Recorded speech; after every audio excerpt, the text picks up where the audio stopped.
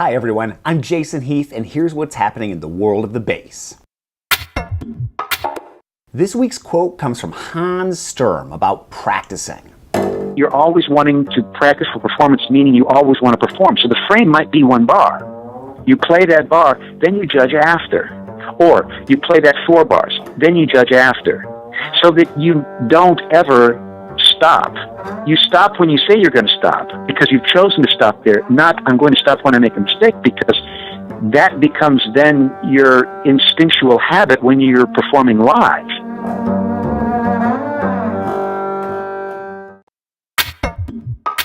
Jeremy Kurtz Harris of the San Diego Symphony put together a wonderful annotated chamber music list for bassists. There's a link in the show notes, and you can check out recommendations from Robert Black, Deborah Dunham, Tim Pitts, Rodney Slatford, and many others. I've also interviewed several of these people for the podcast, and you can find links to their episodes as well.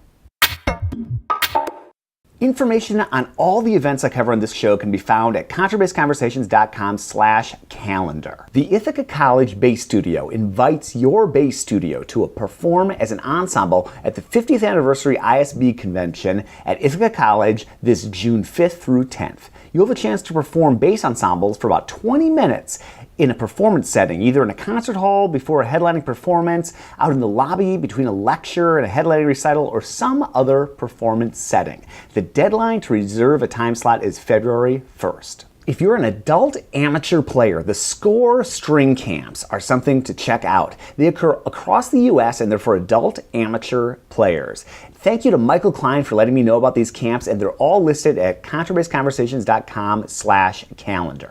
If you're interested in visiting Cuba this year, check out the Concert Tour of Cuba starting June 23rd and lasting for 16 days. This is a chance to perform in this wonderful island nation. I took my orchestra on a tour of Cuba last year.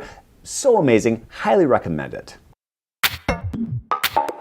Well, congratulations to our Zyix giveaway winners, Dennis Bergevin and Bob McCrae. They won sets of Zyix strings in our last giveaway with D'Addario Strings, which is our sponsor.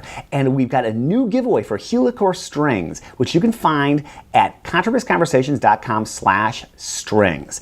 D'Addario will be giving away one set of the Orchestral Hybrid and Pizzicato strings. And the orchestral strings by Helicore are strings I've used for years. They're optimized for arco playing. They've got warm tone and excellent bow response. They're used by Gary Carr, Barry Green, Christian Dillingham, many other players. And check them out in the show notes. And thank you to D'Addario for sponsoring the podcast.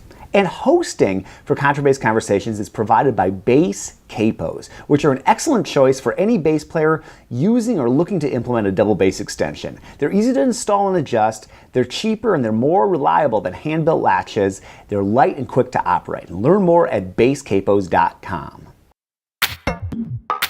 This week's book recommendation is Tao of Bass by Marcos Machado. And I interviewed Marco for the podcast recently, and I'll be featuring him in an upcoming episode very soon. And this first volume is a combination of all sorts of fingering systems and exercises that Marcos has used over the years. Thanks to everybody who wrote in this week. You can always get in touch with me at feedback@contrabassconversations.com and join our Facebook group at contrabassconversations.com/community. And thank you to Barry Green, Adrian Mutzenow, Kevin Johnson, Cole Morrison, Jordan Scapinello, Lloyd Goldstein, Valentina Cirardelli, Keaton Curtis, Maurice Lucen, Joel Blair, David Worsing, Norma Brooks, Jean Tikel, and Sev Decan. We also heard from Guillermo Delgado from Argentina, Kate Jones, who's a Suzuki bass teacher in Texas, bass mom Joan Orcutt, and from Brian Crane, who said that it would be wonderful to hear an interview with Tracy Rowell, who teaches at Oberlin. Well, Brian, I actually just spoke with Tracy last week for the podcast, and I'm really looking forward to having her on the show. And Nilsberg Olsen wrote in with the idea of having someone come on to discuss some of the differences in timbre and overall playability of Baroque and Classical era bows, and how the woods used in that period create different sound qualities like snakewood, cherrywood, pearwood. Great idea, Nils, and I'll work on that for an upcoming episode. Last week, we featured Simon Garcia, Diego Zacharias, and Gabriele Raggiante talking about the Galicia Graves Festival. and David Hayes in a Turn the Tables episode where he interviewed me. Thanks, guys, for being on the podcast. So great to catch up with you at Base 2016 in Prague. Can't wait to see you again soon. Well, thank you so much for following along, and check out links to everything covered here at controversconversations.com/news.